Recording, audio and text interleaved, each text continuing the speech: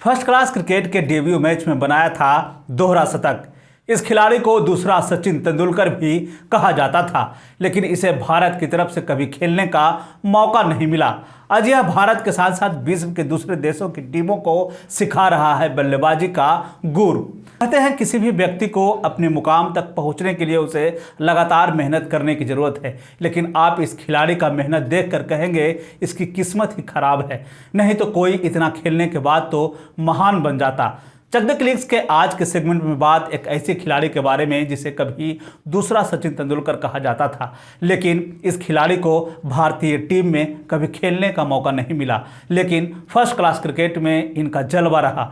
लेकिन इस खिलाड़ी के जीवन में सिर्फ इंतजार ही रहा। इस खिलाड़ी ने भारतीय टीम में खेलने को लेकर एक लंबा इंतजार किया, लेकिन भारतीय टीम की तरफ से आखिरी तक बुलावा नहीं आया। आप भी समझ ही गए होंगे, हम बात कर रहे हैं अमोल मजूमदार के बारे में।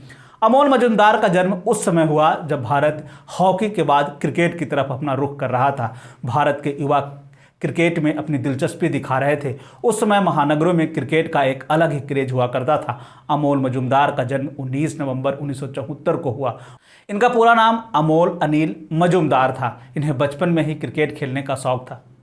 मजूमदार ने शारदा आश्रम विद्या मंदिर में पढ़ाई की। यहाँ पर भविष्य के क्रिकेट स्टार सचिन तेंदुलकर के साथ ही रहे। आपको बता दें कि सचिन तेंदुलकर को क्रिकेट की शिक्षा देने वाले रमाकांत आचरेकर ने ही विनोद कांबली और अमोल मजूमदार को भी क्रिकेट की शिक्षा दी थी। भारत में जब स्कूली क्रिकेट में सबसे बड़ी पारियों का जिक्र होता है तो उसमें हैरिस शील्ड मैच में विनोद कांबली और सचिन तेंदुलकर द्वारा 664 रन का जिक्र जरूर किया जाता है। आपको जानकर हैरानी होगी कि इसी टीम के साथ अमोल मजूमदार भी थे, जो कि पैड पहनकर अपनी बल्लेबाजी का इंतजार कर रहे थे, लेकिन उन्हें बल्लेबाजी करने का मौका नहीं मिला। और किस्मत देखिए कि यह बल्लेबाज आखिरी समय तक भारतीय टीम का हिस्सा भी नहीं बन पाया। जिस समय सचिन और कांबले ने बेजोड़ रिकॉर्ड बनाया, उस समय अमोल मजूमदार की उम्र महज 13 साल की थी। वह पैड पहनकर अपनी बैटिंग का इंतजार कर रहे थे। इतना ही नहीं, उन्होंने पैड पहनकर नेट पर प्रैक्टिस भी किया, लेकिन इधर विकेट गिरने का नाम ही नहीं ले रहा था। और बाद में अमोल की टीम ने 748 रन पर अपनी पारी घोषित कर दी। ऐसे में उन्हें बिना बैटिंग किए ही पैड उतारना पड़ा और उनके क्रिकेट करियर के आखिरी दिनों तक उन्हें भारत के नेशनल टीम के लिए नहीं चुना गया। साल 1993-94 में रणजी ट्रॉफी सीरीज के फर्स्ट क्लास डेब्यू किया था। हरियाणा के खिलाफ खेले गए इस मुकाबले में अमोल ने 260 रन की शानदार पारी खेली थी। इतना ही नहीं, इनके नाम एक विश्व रिकॉर्ड भी दर्ज हो गया था, जिसमें फर्स्ट क्लास डेब्यू में सर्वोच्च स्कोर इनके नाम दर्ज हो गया, जो कि इनके नाम आज भी दर्ज है। इतना ही नहीं, इन्होंने इसके बाद भी बल्लेबाजी में एक नई धार देते रहे, जिसके बाद उन्हें भारतीय टीम का सचिन तेंदुलकर कहा जाने लगा। फिर उन्हें भारतीय टीम के अंडर 19 टीम का उप कप्तान भी बनाया गया। जिस समय अमोल रणजी में अपना बेहतरीन प्रदर्शन कर रहे थे, उस समय घरेलू क्रिकेट में राहुल द्रविड़ भी अपने टीम के लिए रन बना रहे थे। ऐसे में दोनों खिलाड़ियों को साल 1995 में इंग्लैंड ए के खिलाफ खेलने का मौका मिला। इस सीरीज में 3 टेस्ट मैच और 3 वनडे खेले गए, जो कि अनाधिकृत था। इस टेस्ट मैच में मजूमदार का बल्ला नहीं चला, लेकिन यहां द्रविड़ खेलने में कामयाब रहे। उनके बल्ले से रन निकला। इसके बाद वनडे मैच में इंडिया ए टीम को 2-1 से हार का सामना करना पड़ा, लेकिन अमोल ने वनडे में रन बनाया। एक मैच में 79 तो दूसरे मैच में 69 रन बनाए। आपको बता दें कि इस सीरीज में सौरव गांगुली भी इंडिया ए टीम का हिस्सा हुआ करते थे और सौरव गांगुली दोनों ही सीरीज में नहीं चल पाए।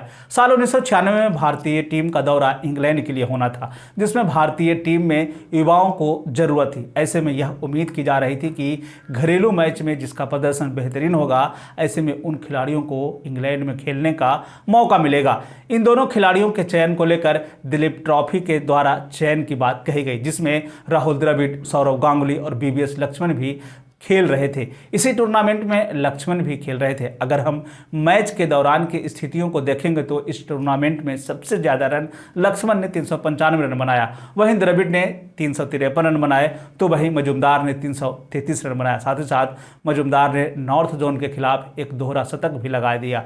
इस सीरीज में सौरव गांगुली ने 308 रन बनाया था। जब इंग्लैंड के दौरे के लिए खिलाड़ियों के नामों की घोषणा हुई तो उसमें 2 नाम सामने आए, राहुल द्रविड़ और सौरव गांगुली। इन दोनों नामों के पीछे जो तर्क दिया गया उसमें यह बताया गया कि राहुल द्रविड़ उस समय हर जगह बेहतर खेल रहे हैं, ऐसे में उन्हें इंग्लैंड जाने का मौका मिला। वहीं सौरव गांगुली को लेकर जो बात कही गई उसमें यह कहा गया कि सौरव बाएं हाथ के बल्लेबाज हैं और वेस्ट जोन की घातक गेंदबाजी के सामने सौरव ने 171 रन बनाए, जिसके कारण यह कहा जा रहा है कि उनका पलड़ा भारी हुआ और इंग्लैंड के लिए उनका टिकट कट गया। कहा जाता है कि मजूमदार के क्रिकेट कैरियर का यह सबसे बेहतरीन पल था। ऐसे में यह उम्मीद जताई जा रही थी कि अब भारतीय टीम का हिस्सा हो सकते हैं, लेकिन उन्हें यहां भी मौका नहीं मिला। अब स्थिति यह हो गई थी कि भारतीय टीम का बैटिंग ऑर्डर पूरी तरह से फुल हो चुका था। सौरव गांगुली और राहुल द्रविड़ के बाद अमोल के लिए जगह ही नहीं बच पाया।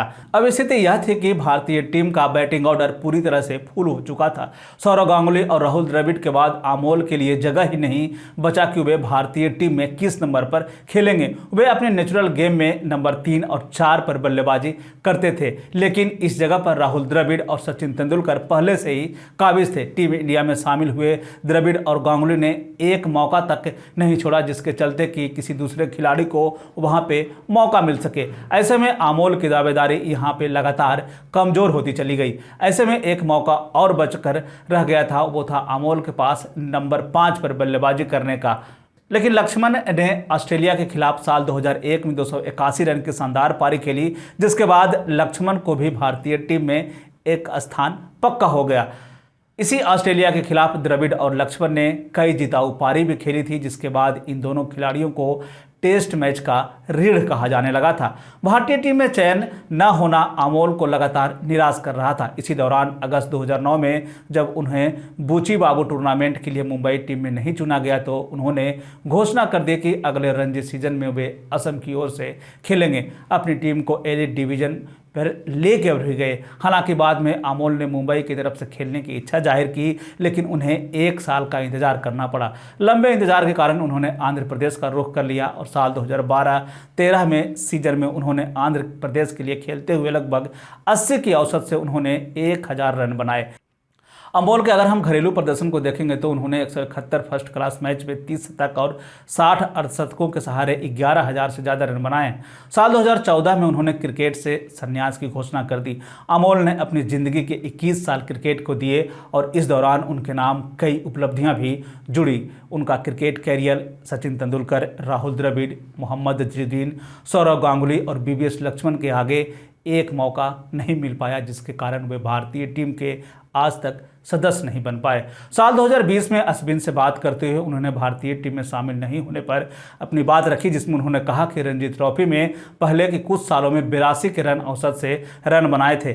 ऐसे में भी उन्हें नहीं चुना गया था, जिसके कारण उन्हें काफ़ी निराशा हाथ लगी थी। इस दौरान एक समय तो उन्होंने क्रिकेट छोड़ने का भी मन बना लिया था। एक बारी तो उन्होंने 1 महीने तक बैट को भी हाथ नहीं लगाया था। इस दौरान उन्होंने कई मैच खेलने से मना कर दिया था, लेकिन पिता के समझाने के बाद उन्होंने एक बार फिर से खेलना शुरू किया। इनकी घातक बल्लेबाजी के बाद भी भले ही अमोल को भारतीय टीम में जगह न मिली हो, लेकिन मजूमदार ने भारत की अंडर 19 क्रिकेट टीम को और भारत के अंडर 23 टीम को बल्लेबाजी कोच के रूप में अपना योगदान दिया। दिसंबर 2013 में उन्हें नीदरलैंड क्रिकेट टीम के लिए बल्लेबाजी सलाहकार के रूप में नियुक्त किया गया था। साल 2018 में अमोल मजूमदार को राजस्थान रॉयल्स का बल्लेबाजी कोच नियुक्त किया गया। भारतीय टीम की तरफ से एक भी अंतर्राष्ट्रीय मैच नहीं खेलने वाले धाकड़ बल्लेबाज को दक्षिण अफ्रीका क्रिकेट टीम के बल्लेबाज कोच के रूप में नियुक्त किया गया था। इसके बाद उन्होंने मुंबई टीम के कोच के रूप में उन्हें नियुक्त किया गया।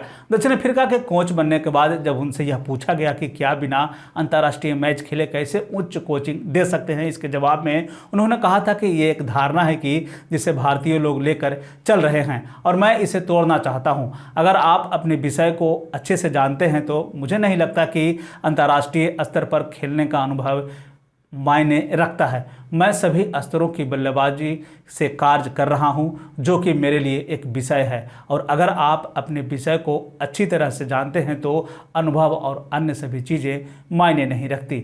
और चलते चलते आपको एक सवाल के साथ छोड़े जा रहा हूं कि क्या अमोल मजूमदार के साथ भारतीय क्रिकेट टीम ने न्याय किया है? आप हमें कमेंट करके ज़रूर बताएं।